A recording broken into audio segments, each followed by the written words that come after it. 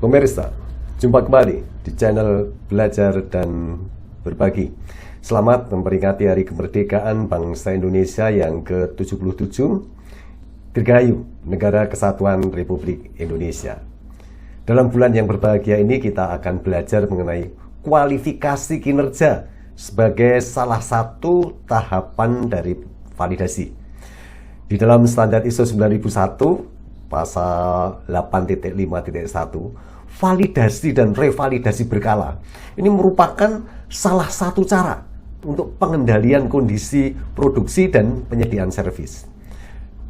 Demikian juga di dalam standar ISO 13485, persyaratan mengenai validasi ini ditetapkan di dalam beberapa pasal. Misalnya nih, mengenai validasi aplikasi software komputer yang digunakan dalam sistem manajemen mutu. Kemudian validasi proses untuk produksi dan penyediaan servis di mana hasil output tidak dapat diverifikasi atau tidak diverifikasi dengan pemantauan atau pengukuran proses berikutnya. Kemudian juga validasi proses sterilisasi dan sistem barrier steril.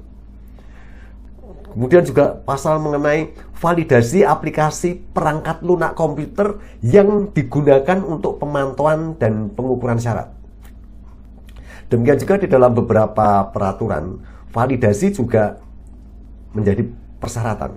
Contohnya yaitu di dalam Peraturan Menteri Kesehatan Republik Indonesia nomor 20 tahun 2017. Ini mengenai cara pembuatan alat kesehatan dan pembekalan kesehatan rumah tangga yang baik. Ya.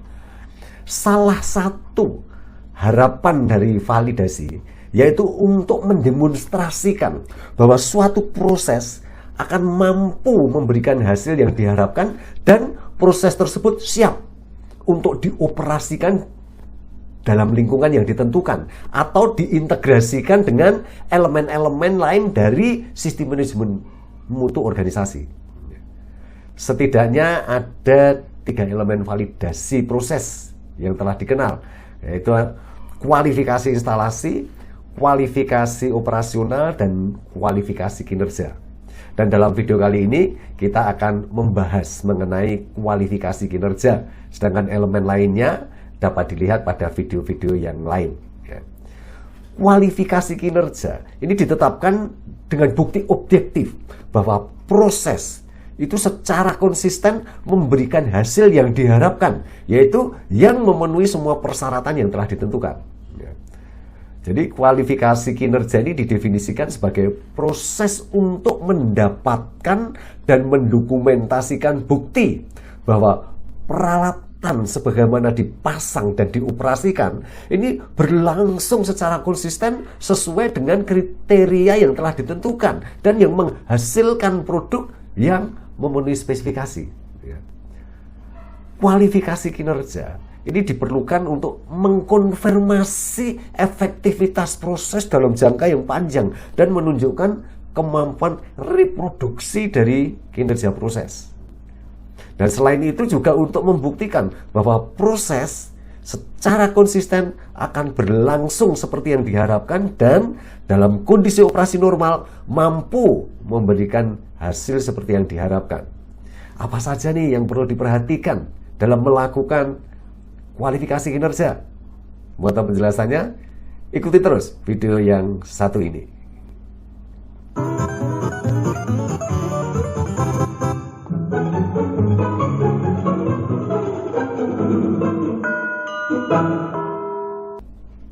Pemirsa, kegiatan kualifikasi kinerja ini pada dasarnya adalah untuk melakukan pengesahan kinerja proses dan bukti-buktinya melalui pengujian. Pengujian ini dapat dilakukan dengan simulasi pada kondisi normal seperti yang akan dihadapi selama realisasi aktual. Dan prinsip-prinsip dari kualifikasi kinerja ini antara lain yaitu pertama, pembuktian berbagai kondisi yang ditentukan di dalam skenario dan pengujian seperti yang ditetapkan selama kegiatan kualifikasi operasional. Yang kedua, kondisi yang digunakan untuk kualifikasi kinerja harus mencerminkan situasi yang direncanakan untuk operasi rutin dari suatu proses. Yang ketiga, didasarkan pada kondisi rutin yang paling menantang. Dan yang keempat, kegiatan validasi ini harus direncanakan dan dilakukan beberapa kali ulangan. Untuk apa? Untuk memastikan bahwa hasilnya memang memenuhi spesifikasi. Dan yang kelima, setiap set pengujian kualifikasi yang memperlihatkan pemenuhan terhadap kriteria penerimaan ini harus didokumentasikan. Dan untuk membahas kualifikasi kinerja sebagai salah satu tahapan validasi, tentu saya juga dibantu dengan beberapa referensi. Antara lain ini ISO 13485 2016, A Complete Guide to Quality Management in the Medical Device Industry. Salah satu output dari kualifikasi kinerja adalah parameter pengendalian yang diperlukan untuk memantau kinerja proses. Apa saja nih yang perlu diperhatikan dalam kualifikasi kinerja? Mari kita bahas satu persatu. Yang pertama, mengenai protokol kualifikasi kinerja. Kegiatan, hasil, dan kriteria kualifikasi kinerja ini harus ditetapkan dan didokumentasikan. Produsen harus menentukan dan menjelaskan tugas apa saja nih yang akan dilakukan, kriterianya untuk setiap pengujian apa saja, dan output yang diharapkan itu apa. Nah, protokol ini harus dirancang untuk memastikan bahwa semua aspek sudah diperhitungkan. Dan protokol harus disahkan, disetujui sebelum dilepaskan ke tahap berikutnya. Dan persetujuan atau pengesahan ini harus didokumentasikan. Yang kedua, ini mengenai ruang lingkup dan tingkat kegiatan kualifikasi kinerja. Pengujian kualifikasi kinerja ini harus berlangsung terus sampai apa? Sampai dapat dipercaya atau tingkat kepercayaan yang dikehendaki itu telah tercapai.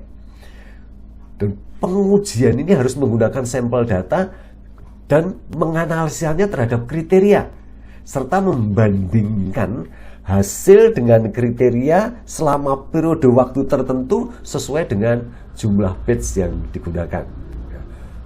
Protokol kualifikasi kinerja ini sebaiknya juga menjelaskan ruang lingkupnya apa saja nih, dan kegiatan kualifikasi kinerjanya seperti apa. Jadi misalnya antara lain menjelaskan identifikasi prosesnya, jumlah sampelnya, ukuran batch-nya, variabel yang diuji, tanggal pengujian, dan sebagainya. Yang ketiga, ini mengenai identifikasi variabel. Protokol kualifikasi kinerja ini sebaiknya mengidentifikasi variabel kritis yang mempengaruhi proses. Itu dengan melacak, merekam, menganalisa variabel-variabel tersebut, maka suatu proses dapat disesuaikan, dapat dikendalikan, dan dapat diperbaiki. Jadi tujuan dari kualifikasi kinerja ini antara lain adalah untuk membuktikan bahwa variabel proses secara konsisten dapat direproduksi untuk jangka panjang. Untuk menetapkan dan mengukur variabel tersebut, maka pengendalian berbagai elemen sistem harus diterapkan. Apa saja sih? Antara lain misalnya mesin dan peralatannya, kemudian utility dan aksesori, lingkungan kerja, jenis bahan yang digunakan, dan sebagainya. Berikutnya yang keempat tentang sumber daya manusia. Fungsi dan peran orang-orang yang berpartisipasi di dalam tahap kualifikasi kinerja dan proses realisasi ini harus ditetapkan. Dan ketentuan ini harus meliputi kegiatan dan pengujian yang menjadi tanggung jawab personil tersebut. Jika sertifikasi dan pelatihan ini disyaratkan, maka mereka juga harus diverifikasi dan harus disetujui. Yang kelima mengenai dokumentasi.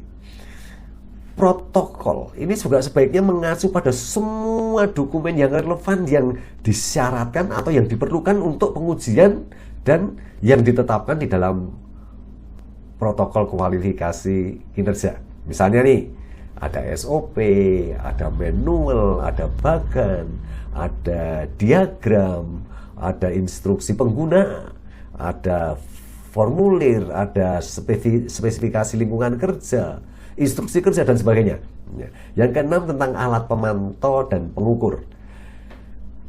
Alat pemantau dan pengukuran yang akan digunakan dalam proses itu harus dikualifikasi dan dicatat. Kualifikasi ini penting, yaitu untuk memastikan bahwa alat itu masih utuh, terdaftar, dikalibrasi, dan dikendalikan. Registrasi atau daftarnya harus meliputi misalnya identifikasinya, ini seperti misalnya nih nomor seri, unsur-unsur lain, mereknya, dan sebagainya.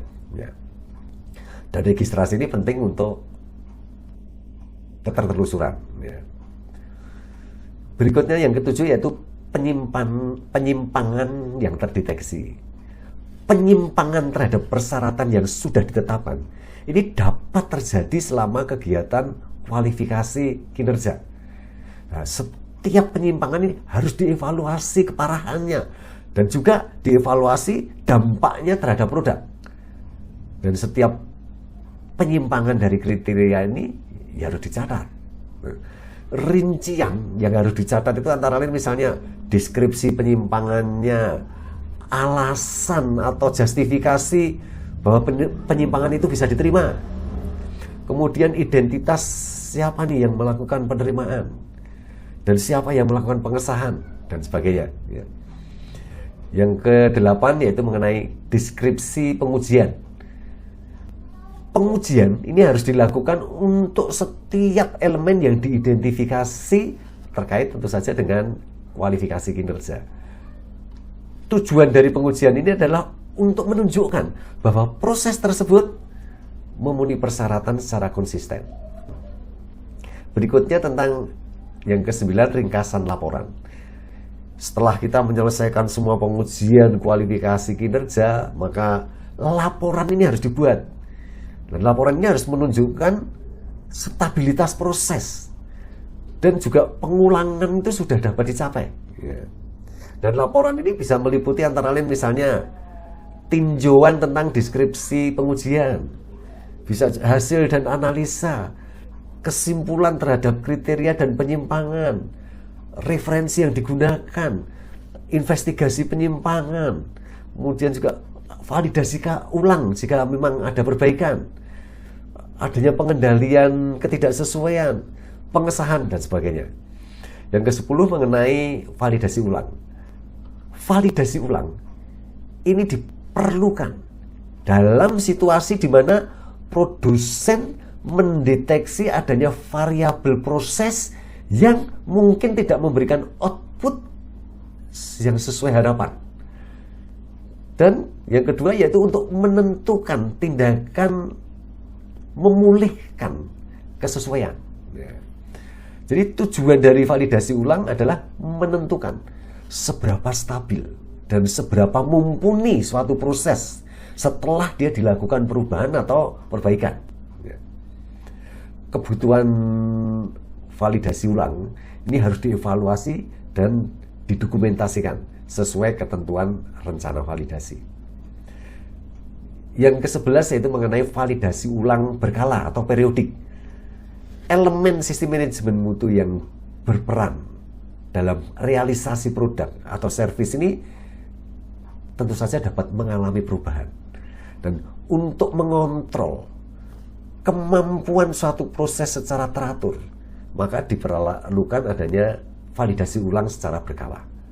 Dan ketika proses membutuhkan validasi ulang secara berkala, maka produsen perlu merencanakannya sesuai tentu saja dengan jadwal yang sudah ditetapkan. Dan perencanaan ini harus disimpan sebagai informasi terdokumentasi. Ya, ketika validasi berkala diperlukan, maka perencanaan perlu dimasukkan di dalam rencana validasi. Ya, demikian kita telah belajar mengenai kualifikasi kinerja sebagai salah satu tahapan melakukan validasi. Semoga bermanfaat.